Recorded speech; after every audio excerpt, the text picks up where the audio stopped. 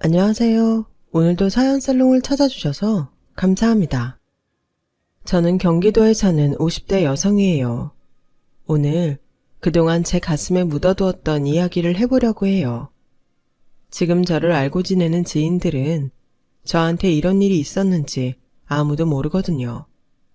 저는 지방도시에서 태어나 평범한 부모님 밑에서 자랐어요. 어릴 때는 친구도 많았고 공부하기보다 노는 걸 더 좋아했던 아이였죠. 엄마 아빠는 동네에서 식당을 하셨는데 성격이 좋으셔서 주변에 있는 가게들하고도 두루두루 잘 지내셨어요. 저는 그런 부모님과 함께 별 걱정 없이 살았고요. 하지만 늘 태평하고 즐거울 것만 같았던 우리 집에 불행한 일이 생긴 건 제가 고등학교에 들어가고 나서였어요. 어느 날 어떤 아줌마가 와서 자기 남편이 여기서 밥을 먹고 식중독에 걸려서 병원에 입원해서 치료를 받고 있으니까 저희한테 병원비를 물어내라는 거였어요. 손님, 남편분이 아프신 건 정말 안타까운 일인데요. 우리 식당 음식이 상했으면 다른 손님들도 아파야 되는데 그날 저희 음식 먹고 아프다는 분이 없어요. 식중독은 다른 데서 걸린 거지 저희 식당이 아니에요. 아니 그럼 내가 지금 거짓말을 한다는 거예요? 여기서 밥을 먹고 와서 아프다고 하니까 여기로 왔지? 이 아줌마가 어디서 사람 속이려 들어? 내가 이런 거지 같은 식당에서 밥 먹는다고 할 때부터 무슨 병 걸릴 거라고 했는데 죽어도 내 말 안 듣고 여기가 무슨 동네 맛집이라고 와서 그렇게 처먹더니 저러고 병원에 있는데 여기서는 날 무슨 사기꾼 취급하네? 못 사는 인간들은 왜 다 이 모양이야? 얼른 병원비 내놔. 안 그러면 나이 식당 고발하고 정식으로 조사받게 할 거니까 그런 줄 알아. 라며 엄마 머리채를 잡고 고래고래 소리를 지르는 거 아니겠어요? 아줌마, 왜 남의 엄마한테 손찌검을 하고 그래요? 아줌마야말로 경찰서 가고 싶으세요? 영업 방해한다고 신고할 거예요. 라며 내가 화가 나서 아줌마를 떼어놓았고 아줌마는 두고 보자면서 씩씩대며 나가더니 정말 저의 식당을 보건법 위반으로 신고했어요. 부모님은 아무것도 잘못한 것이 없는데 괜히 조사를 받게 됐고 그 바람에 우리 식당은 상한 음식을 줬다는 소문에 휩싸여 손님이 줄게 됐죠.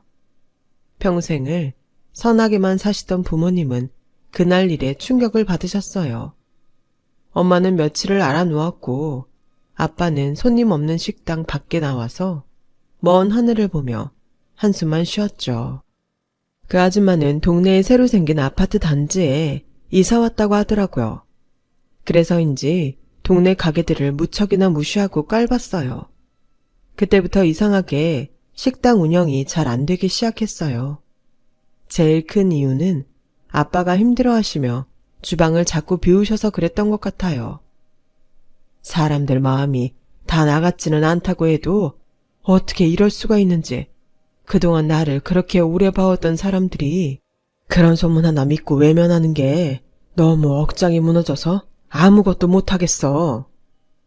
그렇게 상심하시던 아빠는 작은 삼촌과 함께 갔던 여행에서 교통사고를 당했고 그날 바로 저 세상으로 가버리셨어요.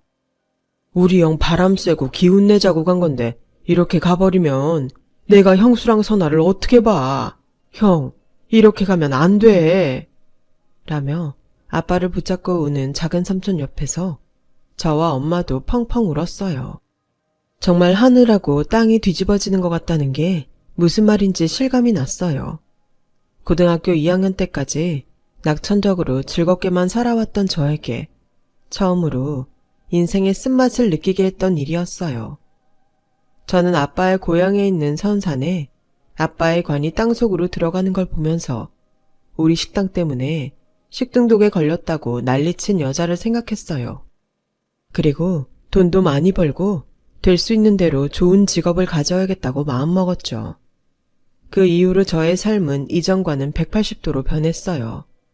학교 등교 시간보다 1시간 일찍 가서 공부했고 수업이 끝난 후에는 도서관에서 불이 꺼질 때까지 있다가 오곤 했어요.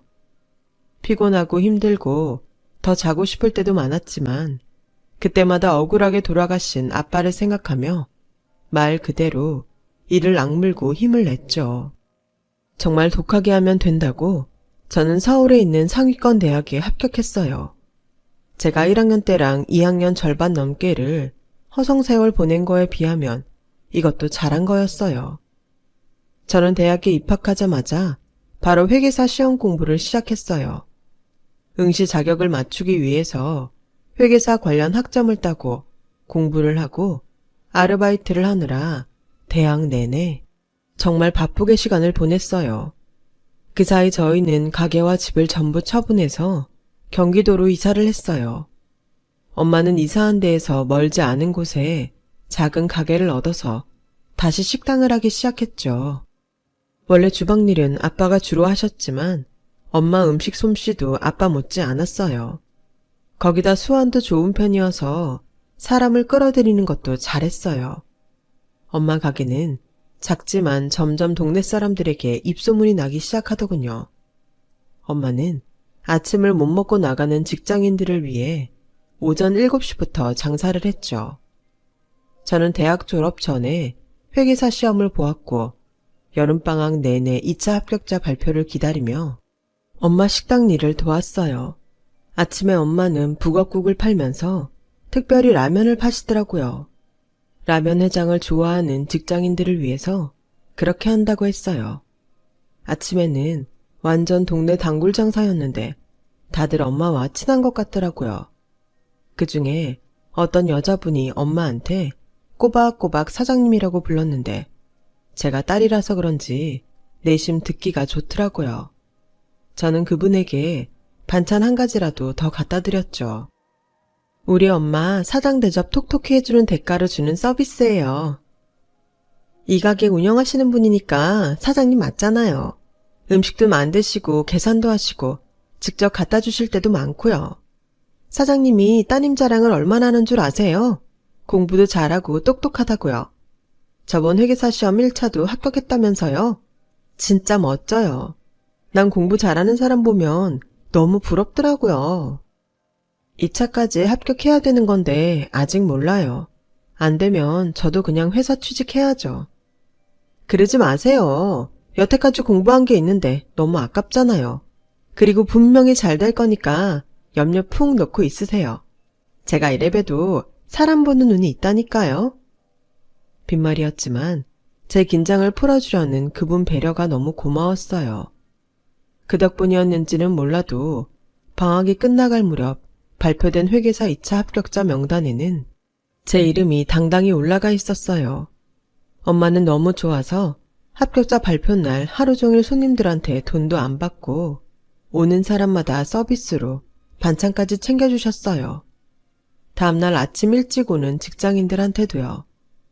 저를 격려해 주셨던 여자분은 밤에 퇴근하면서 제게 명품 지갑을 선물해 주셨어요. 이렇게 비싼 걸 제가 어떻게 받아요? 너무 고맙긴 한데 마음만 받을게요. 제가 백화점 명품 매장에 있거든요. 제가 구입할 수 있는 걸로 산 거니까 부담 갖지 마세요. 회계사님이 이런 거 하나 정도는 갖고 계셔야죠.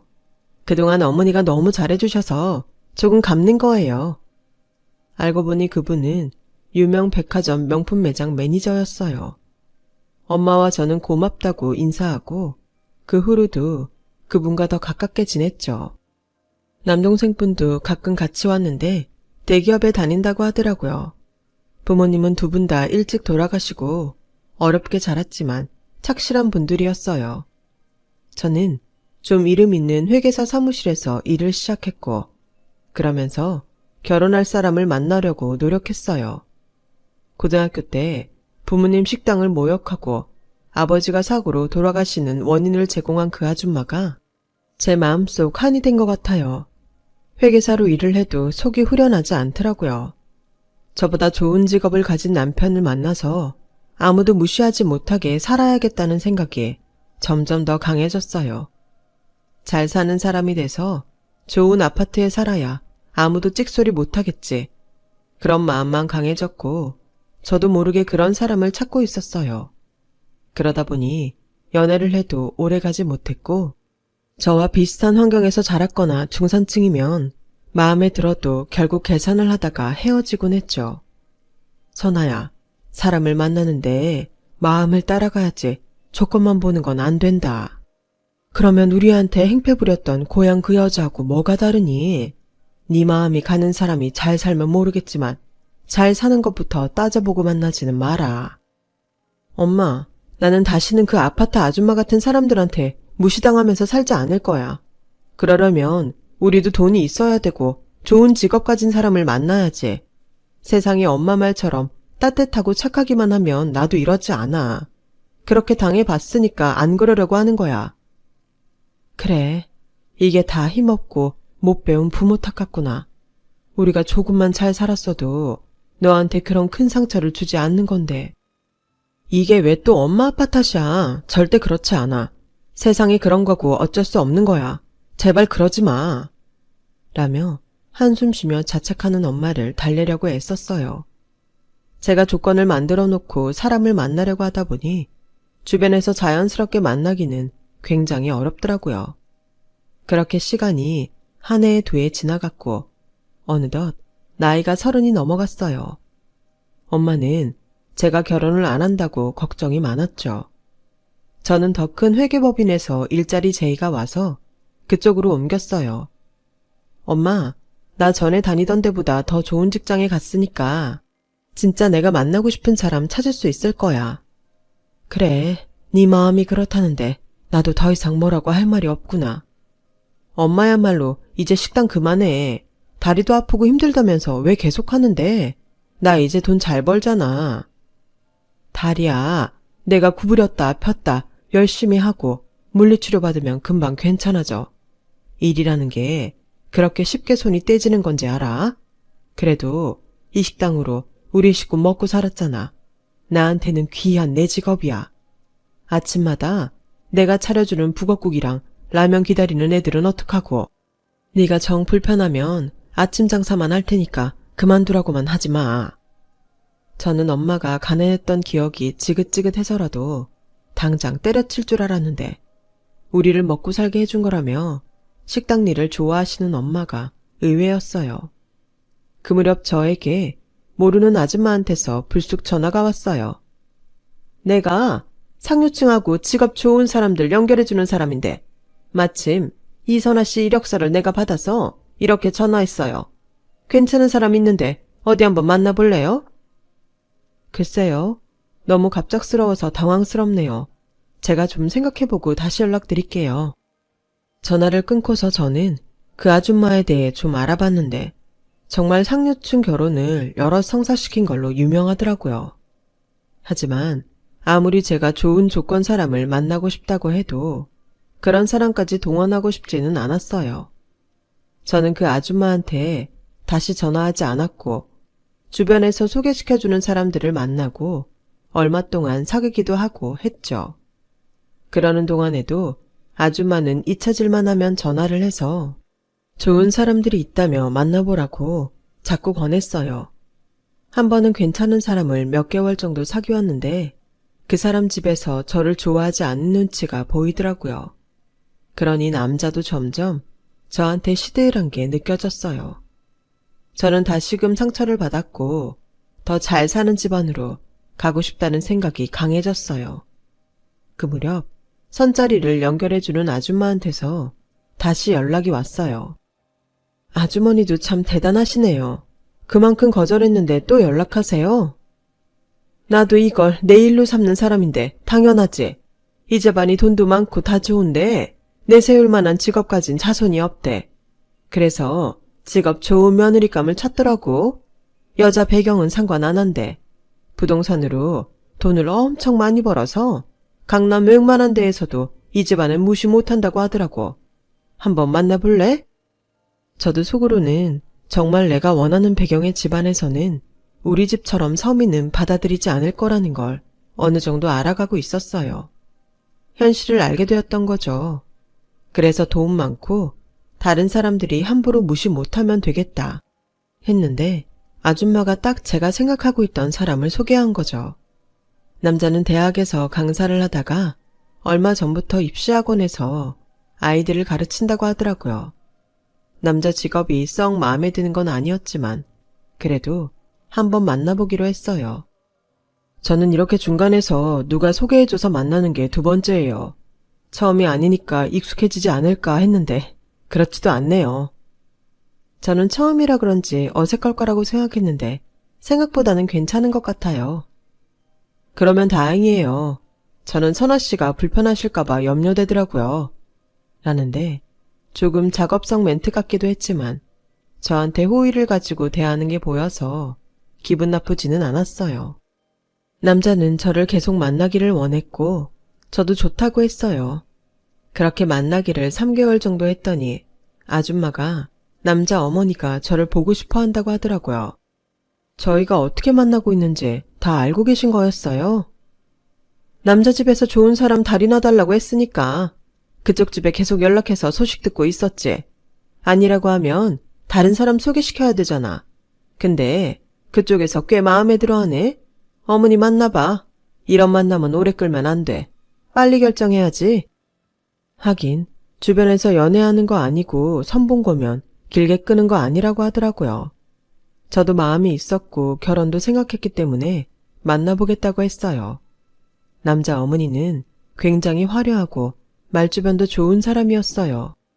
내가 진짜 돈복도 있고 다 좋은데 똑똑한 사람하고는 연이 없더라고. 그래서 어떻게든 며느리는 머리 좋고 돈 잘 버는 직업을 가진 사람 얻어야겠다. 아주 벼르고 별렀지. 그랬더니 정말 이렇게 회계사를 만나게 되네. 이름이 선아라고 했지? 선아 너도 이제 걱정 마라. 내가 사무실 차려주고 너 팍팍 밀어줄 테니까 하고 싶은 대로 다 해봐. 안 그래도 남자 어머니는 온몸을 유명한 명품들로 다 휘두르고 나왔어요. 근데 그게 좋아 보이지만은 않더라고요. 돈이 많아서 쓰고 싶은 거 쓰는 건 자유지만 너무 남들한테 보여주려고 하는 게 부담스럽게 느껴졌거든요. 저는 제가 더 이상 무시당하고 살고 싶지 않아서 높은 데 올라가고 싶었지. 이렇게 돈 많다고 자랑하듯 꾸미고 다니는 건 좀 아니다 싶었어요. 하지만 저는 더 좋은 자리가 없을지도 모른다는 생각에 마음이 조급했어요. 그래서 성격이 외향적이라서 그렇다고 좋게 받아들이려고 애를 썼죠. 몇 번을 더 만나면서 좋게 생각하며 지나가다 보니 어느새 저와 남자의 결혼은 기정사실화 되어가고 있었어요. 엄마도 집에 인사 온 남자에게 따뜻하게 잘해주셨고요. 나는 다른 거 바라는 거 없어. 우리 선아, 더는 세상에 상처받지 않게 자네가 잘 다독이며 재미있게 살았으면 좋겠네. 염려 마세요, 어머니. 제가 정말 잘하겠습니다. 엄마는 그런 남자에게 계속 고맙다고 하시는데 엄마가 저 때문에 마음고생을 하신 것 같아서 너무 미안했어요.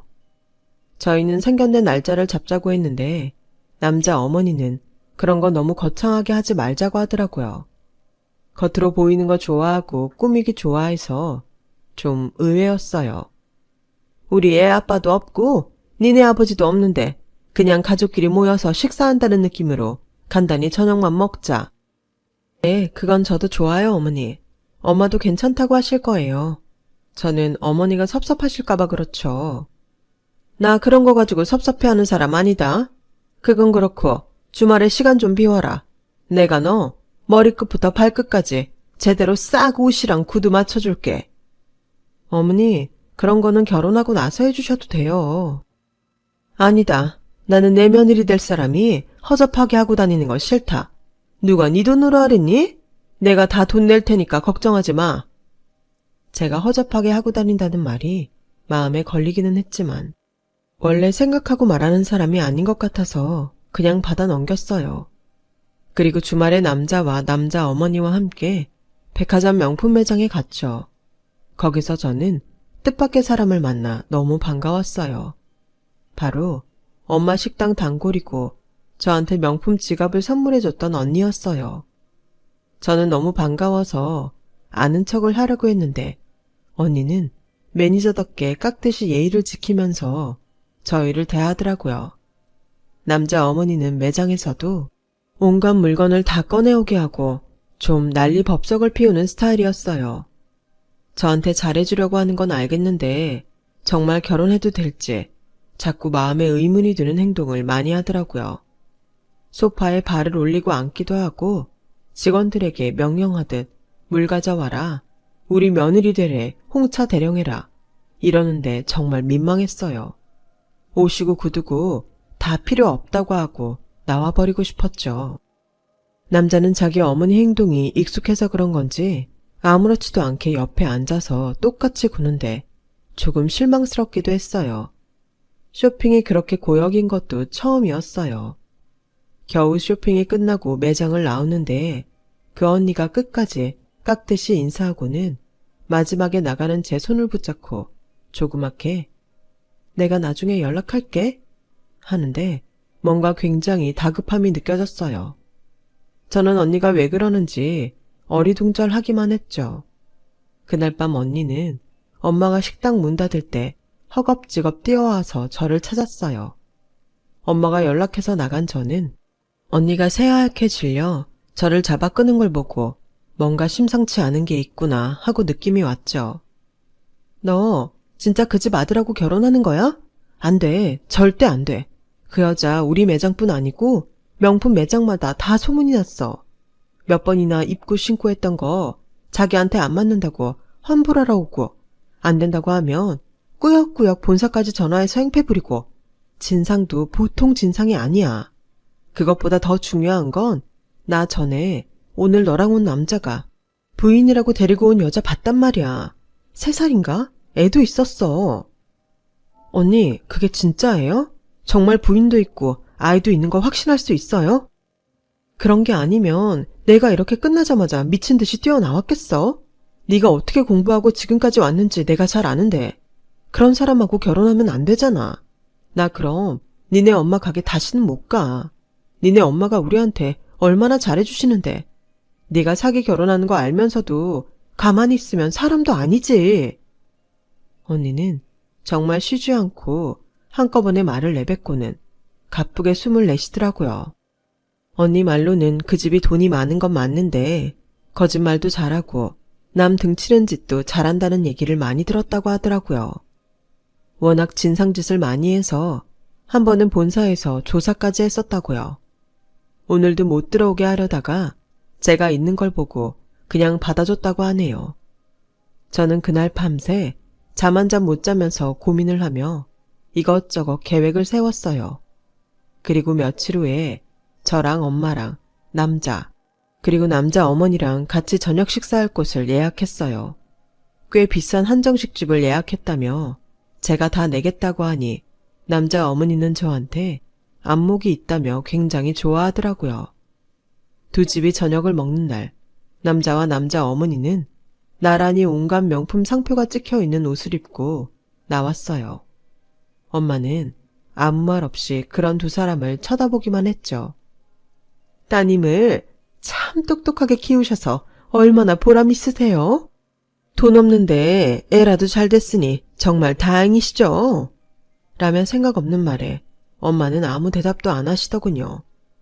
저는 잠깐 밖에 좀 나갔다 오겠다고 하고 자리를 비웠어요.